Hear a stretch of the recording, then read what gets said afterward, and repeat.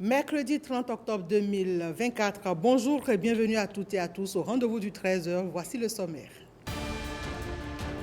Ping Jintao, l'ambassadeur de la République populaire de Chine en fin de mission au Bénin, est allé faire ses adieux au président Patrice Talon.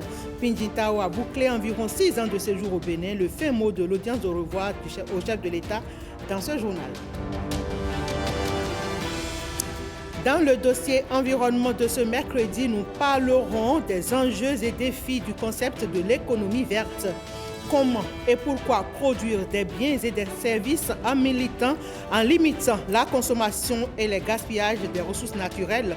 On le saura dans un instant. Et puis les travailleurs de la SRTB exaspérés par leurs pénibles conditions de vie et de travail donnent enfin de la voix. Ils étaient nombreux hier à l'Assemblée générale de leur syndicat. Retour sur les images et sons dans ce 13h. On démarre par les adieux de l'ambassadeur Ping Jintao au chef de l'État. En fin de mission, l'ambassadeur de la République populaire de Chine au Bénin est allé faire ses civilités de départ au président de la République. L'ambassadeur Ping Jintao vient de boucler plus de 6 ans de séjour au Bénin. Voici ce que le diplomate chinois a confié à Marcel Akhossi et Jean Lombimé. Ma mission ici au Bénin est la plus longue parmi les ambassadeurs chinois au Bénin. Pendant mon séjour de 6 ans et demi, j'ai eu la chance de voir de grands changements du Bénin, de grands développements du Bénin, la route de Marina, le boulevard de Marina, l'état d'esprit. Alors, il y a beaucoup d'activités, des infrastructures. Je suis un témoin de développement du changement Bénin. J'en suis fier aussi d'être un participant à la construction du Bénin. Et avant le départ, je vous souhaite plein succès dans l'avenir. J'ai aussi cette conviction. Je vais regarder de loin le développement continu du Bénin et je vous souhaite aussi bon succès. La Chine était et sera toujours un ami, un frère, un partenaire du Bénin. Ici, j'ai appris une phrase, on ne change pas l'équipe qui gagne. L'orientation de l'amitié et de la coopération entre la Chine est décidée par les deux présidents, le président Talon et le président Xi Jinping. Donc, cette orientation ne peut pas changer parce que c'est une orientation qui a fait bénéficier notre peuple, qui a fait renforcer notre coopération. Ce que nous faisons, c'est de concrétiser les décisions prises par le président et déployer plus des efforts pour les réaliser. Au terme d'un séjour officiel de 6 ans au Bénin, à s'impliquer dans plusieurs secteurs au Bénin, l'ambassadeur de Chine, Ping Jintao, reçoit les honneurs du Bénin. Le diplomate chinois est admis dans l'ordre national du Bénin et la vice-présidente du Bénin a présidé la cérémonie. Le reportage est signé Benol Djogbe et Estelle Pazou. Membres du gouvernement, corps diplomatique, tous sont présents pour dire au revoir. Après 6 ans et demi au Bénin, l'ambassadeur de la Chine est arrivé au bout de sa mission. Dans presque tous les secteurs, Ping Jintao est intervenu pour renforcer la coopération entre la Chine et le Bénin. Vous vous êtes impliqué dans la dynamisation des relations sino-béninoises dans les domaines de la santé, du commerce, de l'agriculture, des infrastructures socio-éducatives, de la formation technique et professionnelle, etc. Durant votre mandat, le plus long qu'un ambassadeur chinois ait fait au Bénin, la coopération sino-béninoise a connu des progrès majeurs. Monsieur l'ambassadeur, vous êtes un ami du Bénin. Félicitations. Un ami, mais aussi un partenaire qui fait son entrée dans l'ordre national du Bénin. Un geste en reconnaissance de son travail, mais aussi de son héritage diplomatique. Monsieur l'ambassadeur, vous avez réussi au cours de ces années passées au Bénin, malgré un contexte compliqué, à faire évoluer, progresser les relations entre nos deux pays. La Chine et le Bénin sont des pays liés par une amitié multidécennale maintenant, mais vous avez réussi par votre passage à amplifier encore un peu plus ces relations et donc je voudrais sincèrement vous remercier au nom du gouvernement. Son mandat aura été le plus long d'un ambassadeur de la Chine. Et même s'il fait sa valise, le diplomate n'en a pas fini avec le Bénin. Mon séjour va prendre fin, mais ma mission n'est pas terminée. En plus de sa médaille, Pen Jintao repart avec cette œuvre de l'artiste Zimpi, Ton pied, mon pied. Un présent du gouvernement qui symbolise le passé et qui prépare l'avenir. J'ai réservé le meilleur pour la fin. L'état d'esprit du président de la HAC au bout de sa tournée des autres présidents d'institutions. Après sa nomination, Édouard Loko a réservé les ultimes civilités de sa tournée à la vice-présidente de la République. Le meilleur, c'est sans doute aussi ce plaidoyer fait devant Mariam Tchabi-Talata pour une meilleure prise en compte des journalistes dans les distinctions aux divers ordres. Écoutons ici le président de la Haute Autorité de l'Audiovisuel de la Communication au micro de Herman Rodrigue Amega. Je suis le dernier locataire dans la maison commune des institutions républicaines et constitutionnelles. J'ai fait le tour des anciens locataires de la maison, en tout cas ceux qui sont là avant moi, afin de requérir leurs conseils et demander comment on vit ici. Donc j'ai réservé la dernière visite pour celles qui représentent le propriétaire même de la maison. Donc, mais je voudrais que les journalistes sachent que je suis venu aussi parler de leur décoration, parce que je sais que c'est ce qui les tient beaucoup à cœur.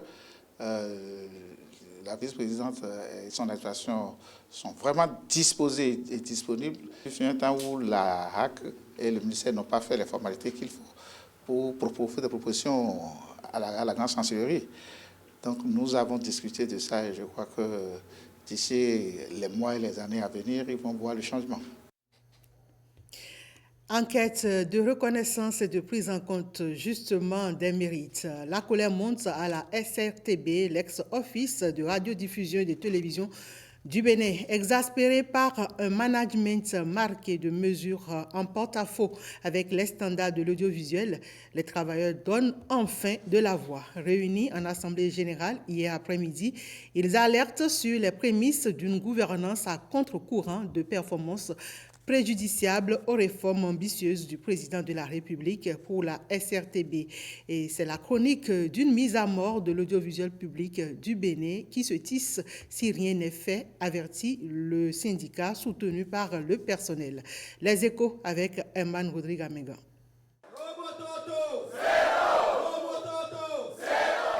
C'est un trop-plein enfin libéré pour des travailleurs de l'audiovisuel public exaspérés. Nous sommes maintenant fatigués et nous allons prendre notre destin en main. Et c'est pour ça que nous sommes réunis aujourd'hui. Depuis plusieurs années, l'ORTB, devenue SRTB, fait l'objet d'une série de réformes. Réformes attendues pour hisser l'audiovisuel public à des hauts standards et se réconcilier avec le public. Réformes hélas vécues par les travailleurs comme un engrenage, un piège sans fin dans son déploiement actuel. Tout ceci dans un contexte relationnel tendu avec la tutelle. Nous ne sommes pas contre les réformes, mais au niveau du ministère, il faut reconnaître que ça ne marche pas comme cela se doit. Nous avons aujourd'hui une relation qui est difficile entre nous et la tutelle. Et nous avons un conseil d'administration qui ne nous écoute pas, qui ne cherche pas à comprendre comment les choses se passent ici. Leur tort, c'est de ne jamais essayer, au-delà des réunions, d'essayer de venir ici comprendre quels sont réellement vos problèmes, pourquoi les choses ne marchent pas. Chaque prise de parole des agents met en évidence les tourments quotidiens rencontrés dans l'exercice de leurs fonctions. Et ils s'associent pleinement à la démarche du syndicat pour une sortie de ce qui semble devenir une crise. Les travailleurs de la SRTB souhaitent une prise en compte de leurs propositions consignées dans des documents à transmettre aux autorités. Dans ce document, nous avons fait des propositions par rapport aux réformes. Comment est-ce qu'on peut essayer d'avoir plus de ressources? Les modèles à l'international qu'on peut proposer comme réforme, on a mis tout ça dans ce document. Mais il n'exclut pas, en cas de statu quo, de recourir à des mesures drastiques prescrites par le droit du travail. Et cet appel ultime du secrétaire général du syndicat à l'exemplarité de ses collègues. Chers collègues, faites votre travail. Qu'on ne vous reproche pas ce que vous devez faire. La Haute Cour de justice du Bénin réfléchit à la non-implémentation de la vocation qui lui est dévolue et c'est à travers un séminaire de 5 jours qui se tient à Agoué dans la commune de Grand Popo avec pour thème la fonction juridictionnelle de la Haute Cour de justice en débat. Eva Zomonou et Samira Chabimane pour plus de précisions. Faire de la Haute Cour de justice une institution rénovée, judiciairement opérationnelle et au cœur de la redevabilité démocratique, une ambition des juges née d'un constat. La procédure, telle que prévue depuis la phase de la saisine ou depuis l'absence de phase de saisine jusqu'à la mise en accusation, reste complexe et ambiguë, entravant la réalisation de sa mission juridictionnelle, rendre justice. Car une juridiction ne peut valablement exister que lorsqu'elle rend des décisions. Le séminaire d'Agoué a pour but de rassembler les outils nécessaires à l'opérationnalisation du fonctionnement juridictionnel de cette institution spéciale. Il s'agit d'identifier les pistes d'activation du fonctionnement juridictionnel de la Haute Cour de justice, de renforcer son ancrage institutionnel et d'assurer sa visibilité auprès de nos concitoyens. Avec rigueur, pragmatisme et audace, nous trouverons ensemble les pistes d'amélioration du mécanisme de redevabilité dans notre pays. Dans un état de droit, nul n'est au-dessus de la loi. Voilà pourquoi il existe une juridiction constitutionnelle pour juger nos gouvernants qui ne peuvent pas être traduits pour les actes qu'ils ont commis dans l'exercice de leur fonction politique, qui ne peuvent pas être jugés par des tribunaux ordinaires. Que cette réflexion puisse aboutir à des améliorations de la procédure au niveau de la loi organique de la Haute Cour de justice pour faciliter la saisine de la Cour, pour faciliter l'instruction et pour permettre aussi un jugement équitable. La Haute Cour de justice du Bénin espère à travers ce séminaire de 5 jours accompagner le gouvernement dans la concrétisation de son ambition de réformer cette haute juridiction en faveur de l'enracinement de la redevabilité au Bénin. Atelier de renforcement des capacités des jeunes acteurs et leaders communautaires à la culture de la non-violence. Le gouvernement du Bénin, appuyé par les organismes nationaux et internationaux, vise à travers l'initiative la consolidation de la paix. L'étape départementale de la formation des formateurs s'est tenue à Kandi, suivant le reportage de Jikaël Aïna et Ousmane Baparapé. Quelqu'un qui maîtrise la thématique pour coordonner tout ça. La jeunesse de la Liborie est invitée à jouer sa partition dans le maintien de la paix et le renforcement de la sécurité dans le département. C'est pourquoi le projet Jeunesse, Paix et Sécurité revêt une importance capitale. Ce projet vise à donner aux jeunes les outils et les compétences nécessaires pour devenir des acteurs actifs de la paix et du développement. Il s'agit de les outiller pour prévenir les conflits, promouvoir la cohésion sociale et construire une société plus juste et inclusive. L'étape de Kandi vise à vous écouter, à vous impliquer davantage dans ce processus qui nous permettra véritablement de voir en matière de jeunesse, en matière de paix et en matière de sécurité, quelles sont nos priorités et dans quelle mesure, en tant que jeunes, nous pouvons apporter notre pierre à la construction de cette sécurité. La couche juvénile, confrontée entre autres au chômage, à l'exclusion sociale, constitue de potentielles menaces pour la paix et la stabilité. C'est une initiative que nous attendions depuis parce que la résolution 2250 a été adoptée depuis 2015 et il fallait, pour sa mise en œuvre, procéder par l'élaboration du plan d'action national. Et donc c'est un début que nous saluons beaucoup et c'est pourquoi WANEP s'associe à cette initiative. La jeunesse, elle est exposée au recrutement des actes un peu qui entravent la paix dans son rang et cette jeunesse a bien besoin d'être suivie, éduquée et cette séance de renforcement de capacité est la bienvenue dans notre département de la Liborie, précisément à Kandi.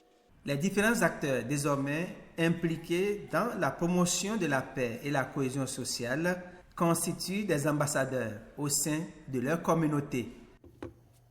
Hier 29 octobre a eu lieu à Cotonou le lancement de la deuxième session ordinaire du comité directeur national de lutte contre le travail des enfants. Une occasion pour faire le point des activités menées jusque-là et pour la cause des enfants et se projeter pour les mois à venir. Brice Deogracias Menaï pour le reportage. 15 000, c'est le nombre d'enfants travailleurs accompagnés par les organismes chargés de la protection des enfants au Bénin depuis 2019. À l'ouverture de la deuxième section ordinaire du comité directeur national de lutte contre le travail des enfants, le calendrier est bien chargé. À cette session, nous prendrons les dispositions nécessaires pour commencer à faire le bilan de ce qui a été fait depuis 10 ans, un rapport décennal. Au cours de cette session, nous ferons en sorte également que les commissions que nous avons prévues dans l'arrêté interministériel, que ces commissions soient mises en œuvre. L'UNICEF envisage de faire du travail des enfants un souvenir lointain d'ici 2025. Ce choix stratégique de l'UNICEF d'appuyer le gouvernement dans la lutte contre le travail des enfants est en alignement avec le plan d'action du gouvernement béninois, dont la vision ultime est de mettre fin au travail des enfants à l'horizon 2025, de mettre fin à la traite des êtres humains et à l'esclavage moderne d'ici 2030. Les sujets qui feront l'objet d'échanges au cours de la présente session appellent votre disponibilité et assiduité afin de réfléchir et agir en faveur de la protection des droits fondamentaux de nos enfants, de leur épanouissement et de la création d'un monde où leur sécurité et leur bien-être seront préservés. Au terme de ces 2 jours de travaux, des solutions innovantes verront le jour pour un pas de plus dans la lutte contre la maltraitance des enfants.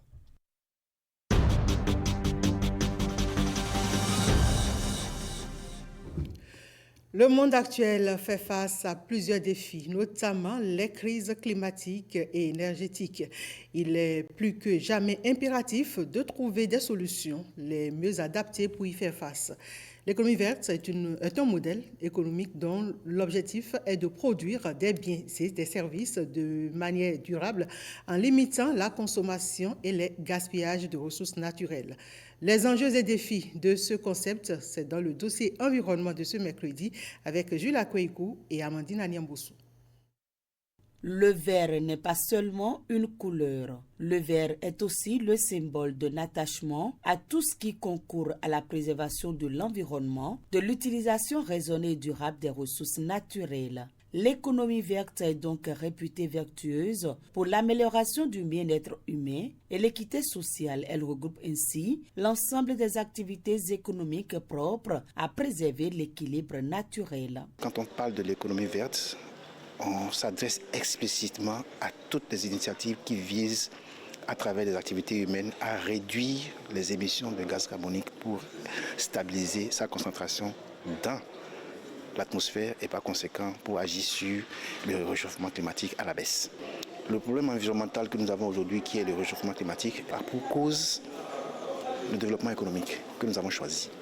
Ce développement qui utilise en grande partie les énergies fossiles, à la fois pour l'industrie, pour les bâtiments, pour le transport. Les enjeux climatiques ne sont plus approuvés. Nous les vivons tous les jours ou bien nous les subissons tous les jours.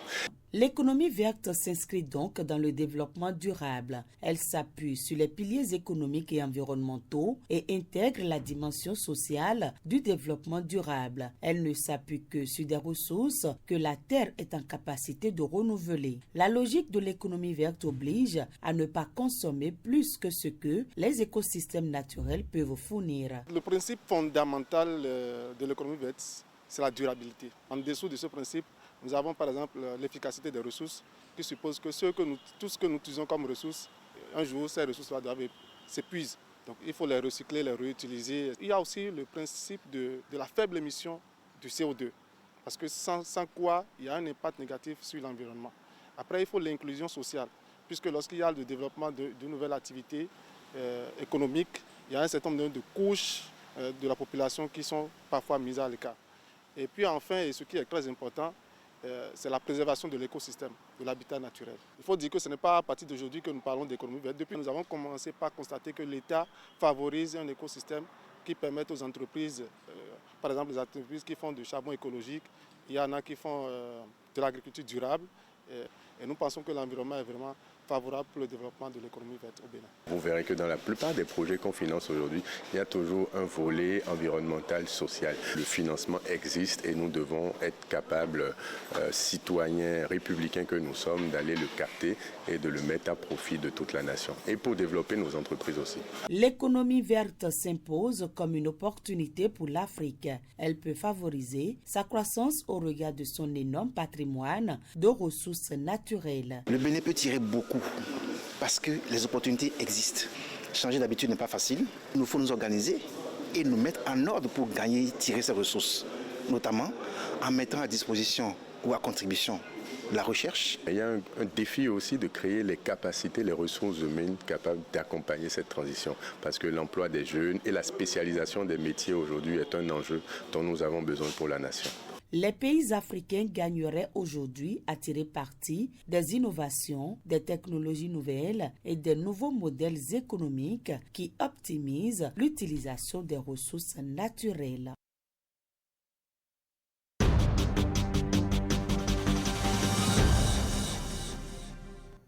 Le Gala du consommant local, c'est une initiative de la Direction départementale de l'industrie et du commerce. Elle vise à marquer d'un cachet spécial l'édition 2024 de la foire du consommant local dans le département de Lomé et du Plateau. L'événement s'est déroulé le week-end dernier à l'espace Ubuntu de Porto Novo. Reportage. Cette soirée, dénommée Gala du consommant local, est un pari gagné pour la direction départementale de l'industrie et du commerce qui a voulu innover dans les départements de Lomé et du Plateau.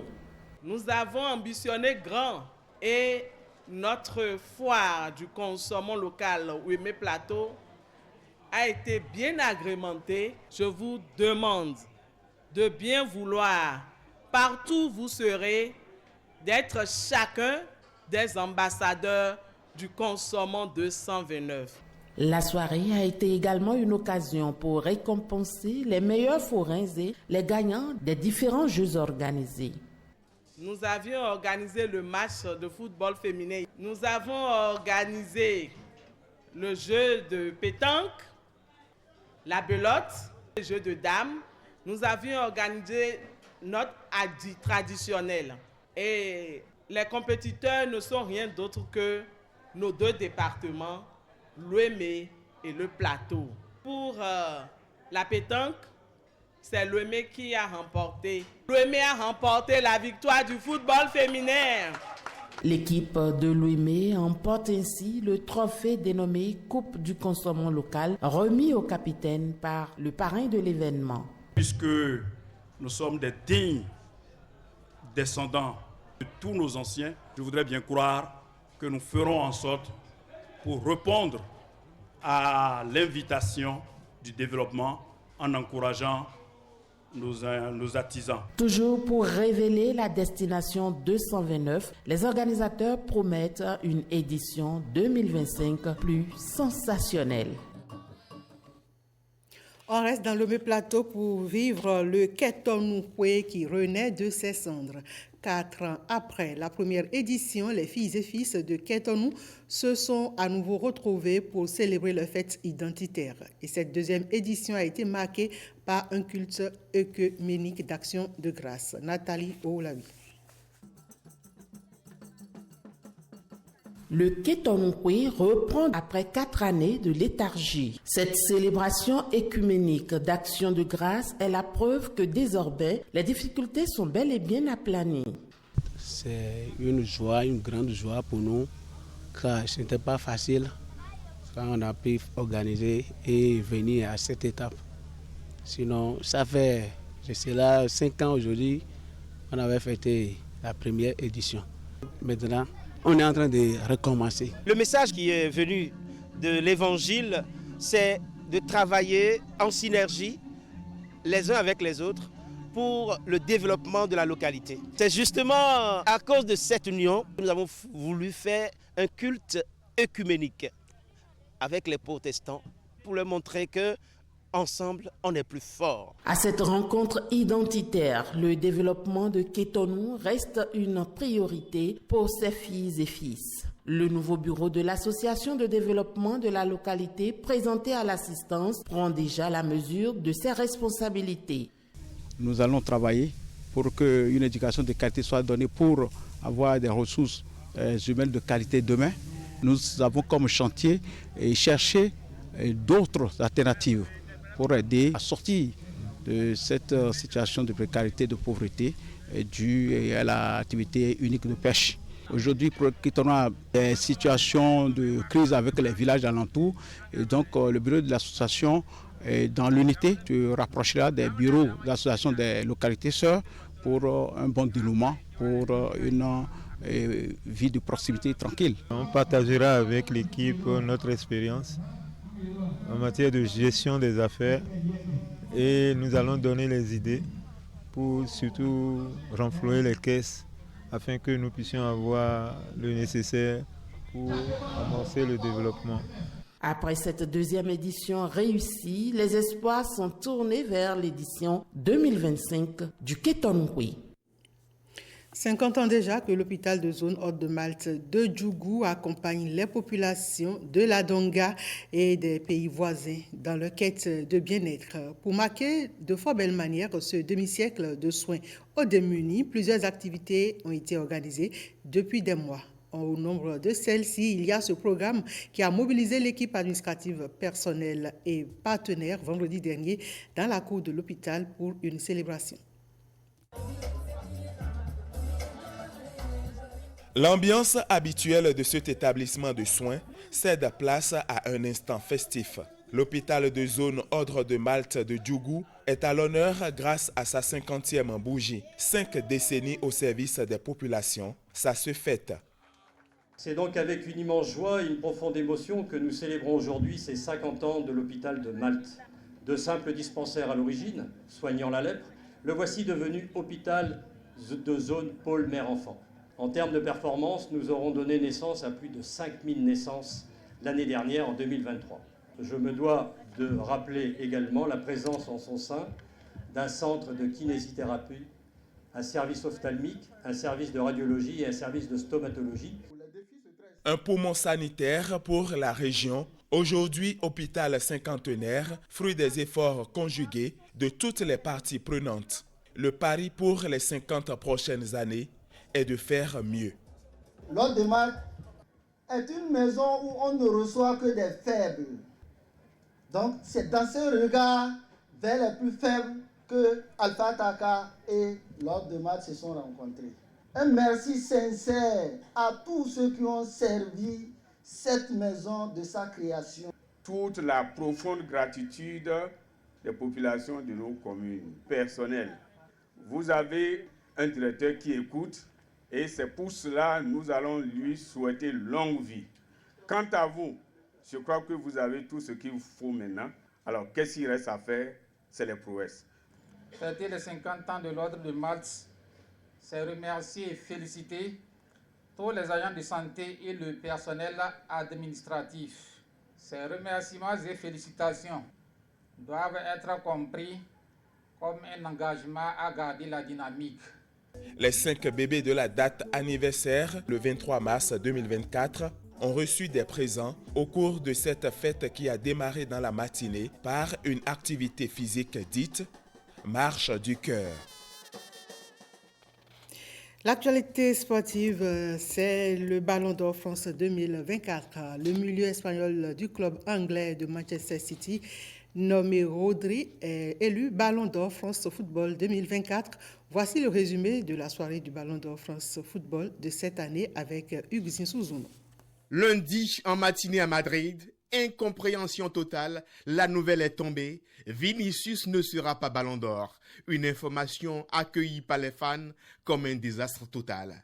Le plus grand club de football sur la planète, grâce à ses multiples titres, le Real Madrid, annule le voyage de la cinquantaine de personnes prévues à 15h sur Paris.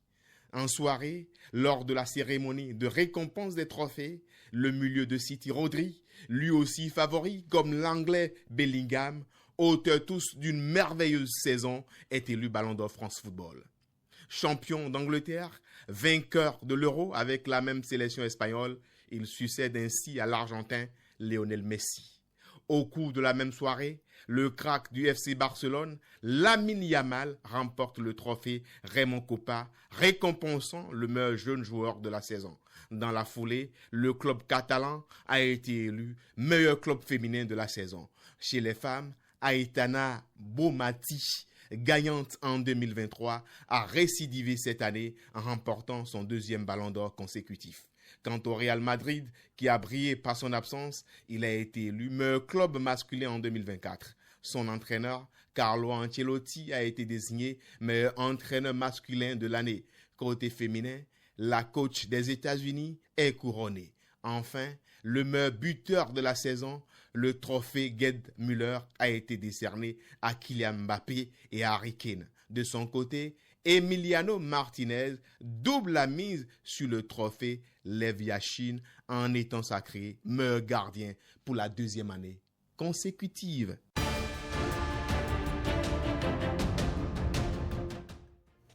Quelques notes en interactualité à présent avec Heureuse Danondé. Le Maroc et la France sont demeurés... Emmanuel Macron en visite d'État au Maroc. Le président français est accompagné par une délégation forte de plus de 130 personnes du monde politique, économique ou culturel, dont certaines ont créé la polémique, comme l'humoriste controversé Yassine Bellatar. Je pense... Bien sûr. Devant le Parlement marocain, Emmanuel Macron a prononcé mardi une allocution dans laquelle il réaffirme solennellement que le présent et l'avenir du Sahara occidental s'inscrivent dans le cadre de la souveraineté marocaine, suscitant les applaudissements nourris des élus.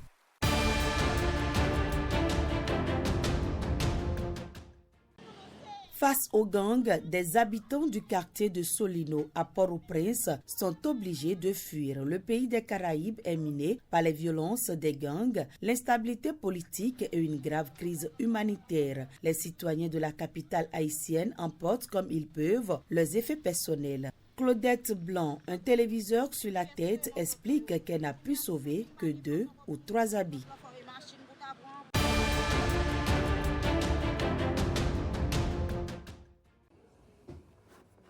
Du thon contaminé au mercure mis en conserve, l'information est relevée dans un rapport de 2 organisations non gouvernementales. Bloom et Foodwatch dénoncent la contamination au mercure, une substance nocive pour la santé, et demandent à la grande distribution et au pouvoir public de prendre des mesures d'urgence, dont l'abaissement des limites autorisées.